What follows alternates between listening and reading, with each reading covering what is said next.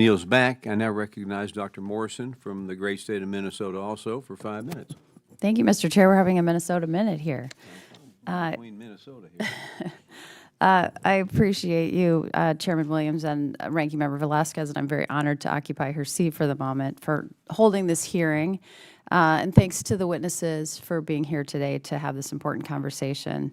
I've been hearing from so many small businesses, small business manufacturers, specifically in my district and across Minnesota, about how the tariffs, the Trump administration's tariff policy, are making it impossible for them to plan and to grow as they work to navigate this level of unprecedented uncertainty.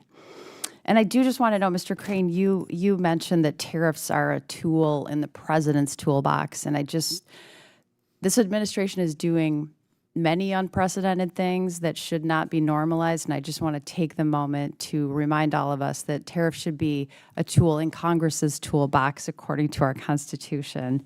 Mr. Crane, the National Association of Manufacturers Outlook survey found that trade uncertainty is American manufacturers' top concern for 3 quarters, essentially since the start of the year. Yet there's limited, you didn't talk so much about tariffs in your testimony, about concerns or proposed solutions around that. I just want to give you the opportunity now to speak to the National Association of Manufacturers' recommendations to address the impacts of tariffs and uncertainty on its small business members. Thank you for that question, Congressman. I'll start with the uncertainty piece, which is that manufacturers need certainty to plan for the long term. That's true with respect to tariffs. It's also true with respect to regulations. It's true with respect to tax. And so a lot of the policies that we've supported as an industry are designed to provide manufacturers, especially small manufacturers, with that certainty so they can make those long-term job-creating investment decisions. With respect to tariffs specifically, the conversation that we've had today, I think, is really instructive. With respect to how tariffs are a tool in policymakers' toolbox, the dynamic that we've heard so often from our members is that they want to invest here in America, which is a goal that we obviously share with Congress and share with the President, to grow domestic manufacturing.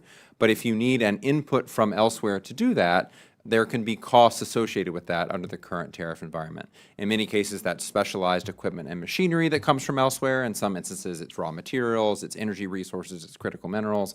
So what we've focused on is ensuring that manufacturers can bring those inputs and machinery here to make things in America, and in fact, tying that to your ability to make things here in America, which we think would allow the administration to maintain a strong tariff environment, but also allow manufacturers to make things here in America. Thank you for that. Today, I'm introducing the Small Business Relief Act, which would exempt small businesses from President Trump's baseline global tariffs and provide refunds to small businesses that were forced to pay them. I'm wondering if any of you have a perspective on that idea.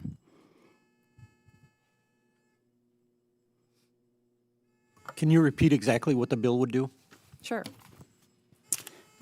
It would exempt small businesses from President Trump's baseline tariffs, so Liberation Day tariffs, and then provide refunds to the small businesses that were forced to pay them. How do you define small business? By the way the SBA defines them. Which is how? Depends on the industry, but it's usually less than 500 employees. I think less than $7.5 million in revenues.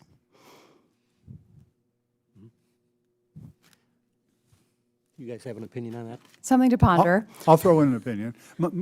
First, it's a nice idea, but my fear would be that instead of the big companies importing material, they'd have their suppliers import the material, claim exemption under the Small Business Act, and then sell it up to the big companies, and they would have made the tariffs totally ineffective. Unless you have something in it to prevent that from happening, then that would be a concern. Okay, thank you. If I could add too. Yeah. I think, with all due respect, you're exaggerating the effect on small business and the negative effect on tariff. We haven't had a negative effect. We've had a positive effect. We have customers that are able to compete more effectively, so they buy more product from us. Boy, respectfully, sir, that is not what I am hearing from small businesses in my district. Ms. Modlin, could you speak to the National Association of Manufacturers proposal, the U.S. Manufacturing Investment Program, what that would mean for small businesses like yours? Thank you very much for the question. National Association of Manufacturers, in any way, shape, and form to assist the small manufacturing environment would be welcomed. So I can say that I would definitely encourage some conversation to include the small manufacturing industry. Thank you. Thank you. And I see my time has expired. I yield back. Thank you, Mr. Chair. Gentlelady yields back. I now recognize Mr. Downing from the